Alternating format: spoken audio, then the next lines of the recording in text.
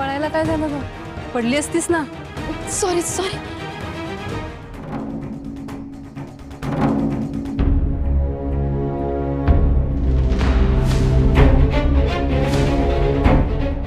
शकुंतला काकींचा काढा तयार आहे.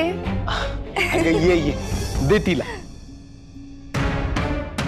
बर शकुंतला, मी जरा देवळात जाऊन येतो. ते रंगानाना येत आहेत. रंगानाना कोण? अगं ते आपल्या आडते नाही का, शेतीच्या हिशोबाचं काम आहे त्यासाठी येत. हो हो की विसरलीस मी. श्रीकला बघ बाई, अलीकडे हे सारखं असं व्हायला लागलं, काही लक्षातच राहत नाही माझ्या. पण ठीक आहे, तू तिनं आणलेलं औषध घे. मी जाऊन येतो. बाय.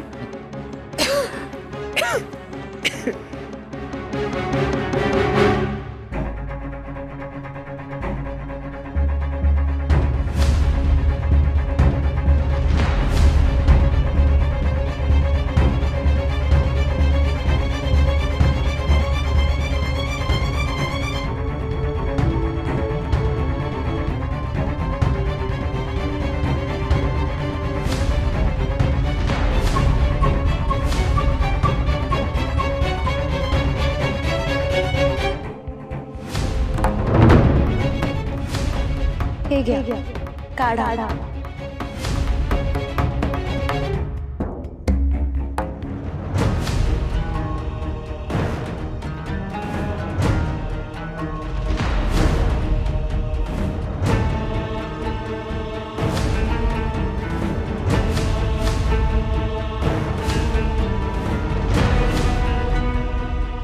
शेवटी केलासच तू काढा.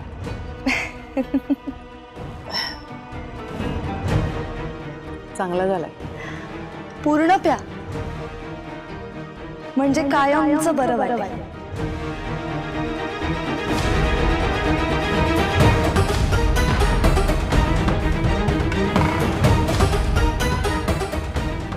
तुम्हाला काहीही लागलं तर मला हाक मारा. हा बर, येते मी.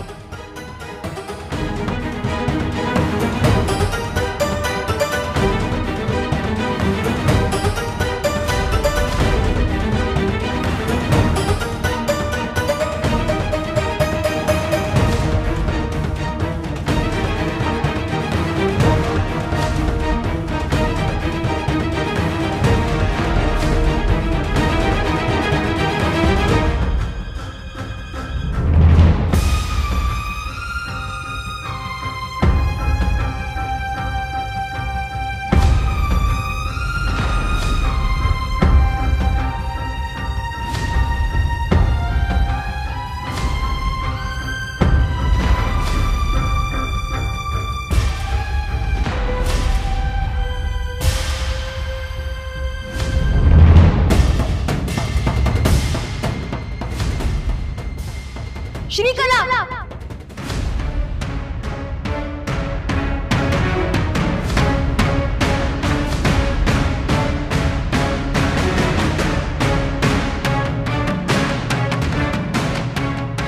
इथं कसली शाळा घ्यायला आलीस ग? म्हणजे असं न बोलवता कुणाच्याही घरी जातेस का? इंद्रायणी ताई, ते मी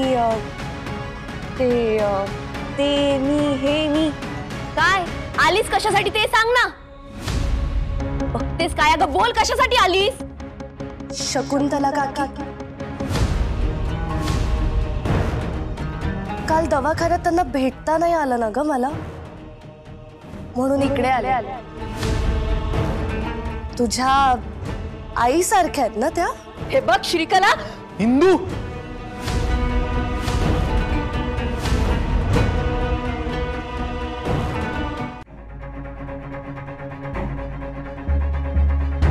तू श्रीकलाशी एवढ्या मोठ्या आवाजात का बोलतीयस? शोभतंय का तुला हे असं वागणं? महाराज, मी चौकशीच करत होते. आज दिवसभर नव्हते ना मी घरी, काळजी वाटत होती काकींची. पण मग घरी आलेल्या माणसाशी बोलायची ही पद्धत आहे का? ही अशी करतात चौकशी? महाराज प्लीज तुम्ही इंद्रायणी ताईंना ओरडू नका. ऍक्च्युली त्यांनी मला घरात अचानक पाहिलं ना, म्हणून त्या तशा रिॲक्ट झाल्या, जे खूप ऑब्वियस आहे. It's okay. पण तिच्याकडून मला हे असं बोलणं आणि वागणं अपेक्षित नाहीये. इंदू, अगं तू दिवसभर घरात नव्हतीस तर या श्रीकलानी शकुंतलाला काढा करून दिला आणि तू चक्क तिचीच उलट तपासणी घेतेस. काढा?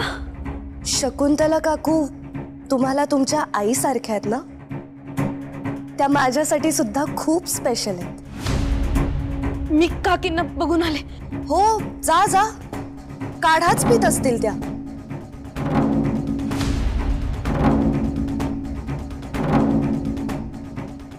महाराज मी निघू? येते हा.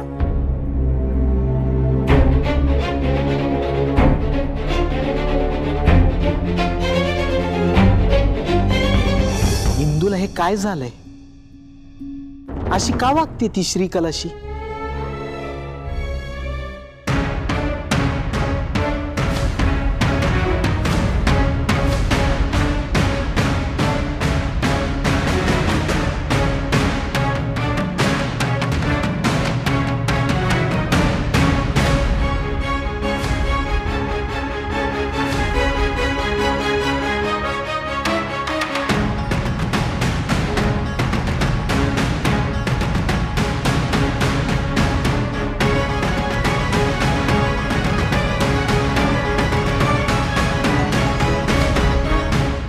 काकी काकी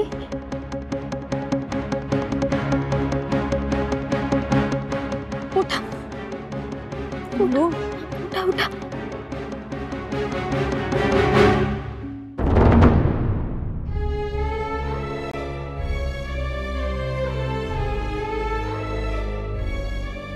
त्रास होतोय का? अगं नाही, बरी आहे मी.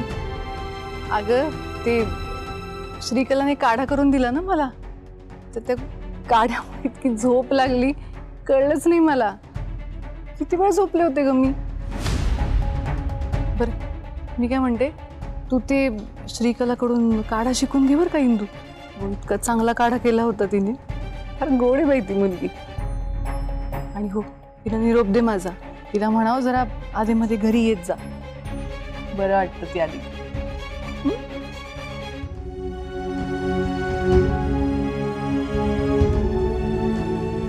ही श्रीकला आता माझ्या माणसांच्या मनावर पण गारुड करायला लागली.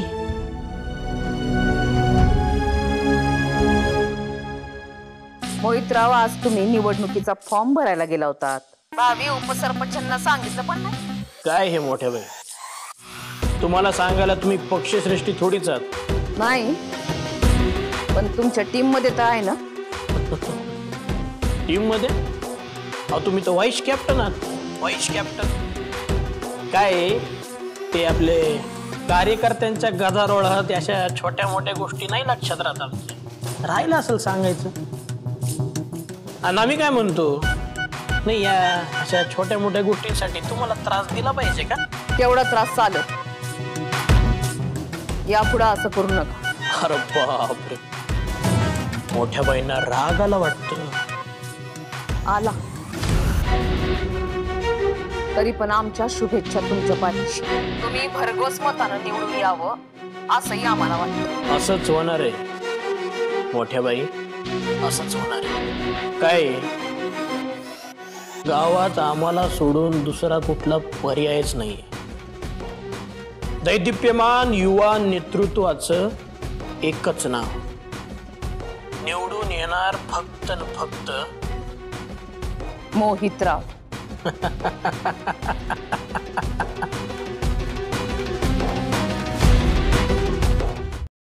दुसरा पर्याय तर दिसला पाहिजे ना महाले मास्तर. विठूच्या वाडीला आहे ना मोहितरावांशिवाय पर्यायच नाही. अहो बाळंभट, पर्याय असतोच, बघितला की दिसतो. त्यासाठी डोळे उघडून बघा तर खरं. मग अहो लोकशाही आहे, आणि या लोकशाहीमध्ये आपल्या मताचा योग्य वापर करून नेता निवडून देणं हे जनता म्हणून आपलं कर्तव्य आहे. अगदी बरोबर बोलले महाले गुरुजी. या सगळ्यांचा विचार ना आपण केलाच पाहिजे. लोक प्रतिनिधीवर आपलं बच्चा कसला पाहिजे. आज मोहित रावने अर्ज भरलाय आणि शेळकेवाडीचे संजय रावराने त्यांनीही अर्ज भरलाय त्यांच्या विरोधात. ते कसं आहे माहिती का, तुम्ही मारल्यासारखं करा, मी रडल्यासारखं करतो. एखादा विरोधी पाहिजे म्हणून दिलेला विरोधी येतो. अहो तो संजय ना, तो मोहित रावांचाच पिट्टू आहे. तेच तर, आपल्याला मोहित रावाला टक्कर देणारा उमेदवार पाहिजे. हा, माझ्या पाहण्यात असा एक उमेदवार आहे. कोण? नाव तरी सांगा, सगळ्यांना कळेल ना. संदीप नरहरी अलमले. म्हणजे आपला पप्प्या. हा तर आपण विचार केलाच नाही. म्हणजे कार्यकर्ता पण कधीतरी नेता झाला पाहिजे ना. वय वय. आणि पप्प्यासारखा चांगला उत्तम पर्याय ना आपल्याला. आपण त्याच्याशी बोललो पाहिजे. उद्याच आपण या विषयावर त्याच्यासोबत बोलूया. एकदम बरोबर.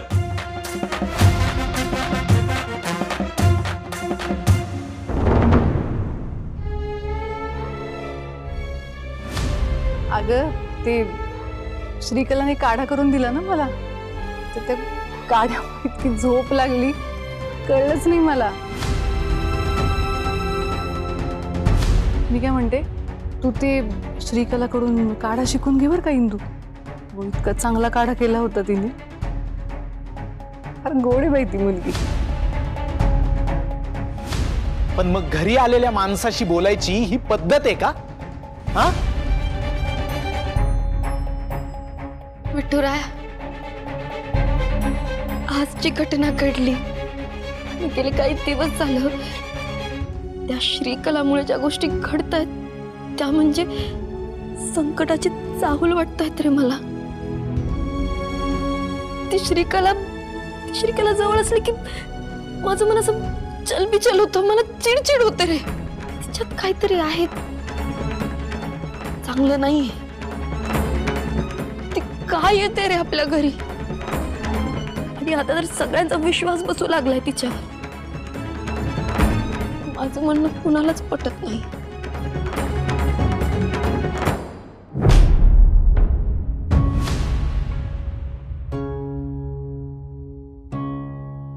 अहो, श्रीकला खरंच एक फार चांगली मुलगी आहे बरं का. नाही म्हणजे मला मान्य आहे की बाप्पाचं दर्शन घ्यायला जेव्हा ती आली होती तेव्हा तिच्या येण्यानं दिवा विस्ता राहिला हे मीच तुम्हाला सांगितलंय. चला, म्हणजे आता खात्री पटली ना तुला? नाही म्हणजे कुठली शंका नाही ना तुझ्या मनात? नाही नाही, आता काही शंका नाही. अहो बघा ना, म्हणजे एवढ्या जुजबी ओळखीवर आजकाल कोणी कुणाची मदत करतं का? अहो इतका मायेनं काढा केला तिनं माझ्यासाठी. आणि तुम्हाला गंमत सांगते, तो काढा पिऊन मला कधी झोप लागली माझी मलाच कळलं नाही. चांगलंय की, म्हणजे आता आपल्याकडे कुणी आजारी पडलं तर आपण श्रीकलाला बोलवून तो काढा करायला सांगूयात. म्हणजे पेशंट लगेच बरा होऊन जाईल आणि ती धावत पळत येईल. अगदी आपल्या इंदू सारखी होती. खरंय तुझं. इंदूला सुद्धा हळूहळू श्रीकलाची पारख होईल अशी आशा वाटते मला.